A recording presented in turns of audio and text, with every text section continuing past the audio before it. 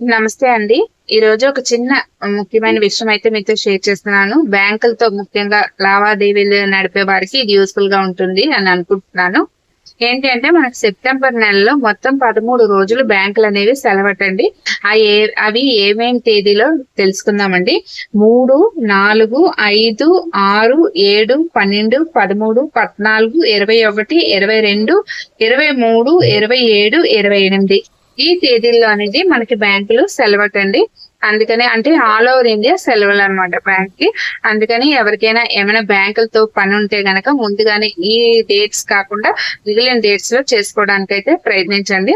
అయితే బ్యాంకులు లేకపోయినా కొన్ని లావాదేవీలు జరుగుతాయి. కానీ డిపాజిట్స్ చేయడం, చెక్కులు, డిపాజిట్స్, డిమాండ్ డ్రాఫ్ట్స్ ఇలాంటి విషయాలకైతే తప్పకుండా బ్యాంకుకి వెళ్ళాలి కదా. అందుకని ఈ చిన్న ఇన్ఫర్మేషన్ మీకు యూస్ఫుల్ గా ఉంటుందని నేను అనుకుంటున్నాను. యూస్ఫుల్ అనిపిస్తే తప్పకుండా ఒక లైక్ చేసి చిన్న కమెంట్ చేయండి. స్వస్తి.